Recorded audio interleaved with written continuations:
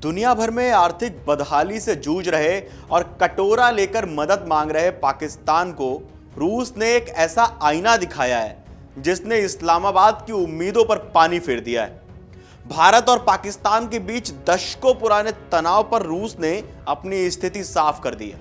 सरल शब्दों में कहें तो रूस ने पाकिस्तान के कंधे पर हाथ रखने के बजाय उसे खुद के पैरों पर खड़ा होकर अपनी समस्याएं सुलझाने की नसीहत दे दी। रूस की नो इंटरफेरेंस पॉलिसी पाकिस्तान को बहुत बड़ा झटका। अक्सर जब भी भारत पाकिस्तान के बीच कड़वाहट बढ़ती है तो पाकिस्तान दुनिया भर के देशों के दरवाजे खटखटाने लगता है कि कोई तो बीच में आके बीच बचाव कर दे, कोई तो बचा ले। रूस ने इसी उम्मीद को करारा झटका दिया है। रूसी विदेश मंत्रालय ने साफ लहजे में कहा कि वो तीसरा पक्ष बनने में कोई दिलचस्पी नहीं रखता। रूस का कहना है कि भारत और पाकिस्तान के बीच जो भी विवाद है उसे दोनों देशों को आपस में बैठकर सुलझाना चाहिए। रूस केवल तभी अपनी कोई भूमिका निभाएगा जब कोई देश विशेष रूप से उससे मदद मांगे, लेकिन फिलहाल उसकी ऐसी कोई मंशा नहीं है। शिमला और लाहौर समझौता भारत की जीत। रूस ने पाकिस्तान को इतिहास की किताबें याद दिलाईं और कहा कि 1972 के शिमला समझौता, 1999 के लाहौर समझौते के सिद्धांतों पर वापस लौटना चाहिए।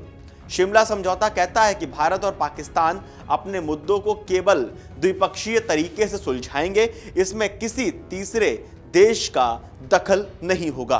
रूस का यह बयान भारत के लिए एक बड़ी कूटनीतिक जीत है, क्योंकि भारत हमेशा से यही कहता आया है कि कश्मीर या आतंकवाद जैसे मुद्दों पर हमें किसी तीसरे की सलाह नहीं चाहिए।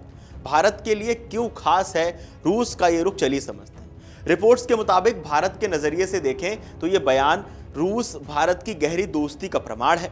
एक समय था जब पाकिस्तान को लगता था कि वो रूस को अपनी तरफ खींच सकता है, लेकिन रूस ने स्पष्ट कर दिया कि वो पाकिस्तान का राजनीतिक मोहरा नहीं बनेगा। राजनीतिक समर्थन का भी अभाव है। पाकिस्तान अब अंतरराष्ट्रीय मंचों पर रूस के समर्थन की उम्मीद भी नहीं कर सकता।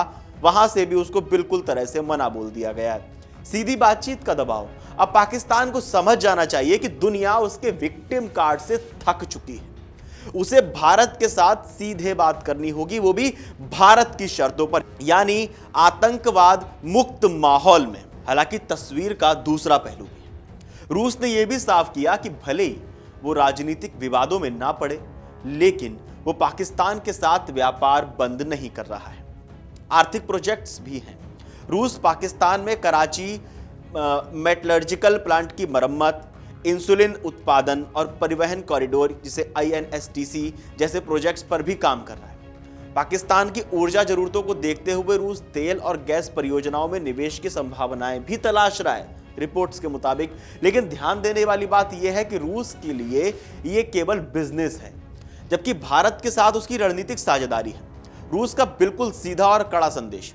रूस ने एक सधे हुए खिलाड़ी की तरह पाकिस्तान को दो टूक कह दिया है कि व्यापार करना है तो ठीक है, लेकिन भारत के खिलाफ अपनी लड़ाई में हमें मत घसीटो। रूस का यह संदेश पाकिस्तान के लिए एक बड़ी कूटनीतिक हार है।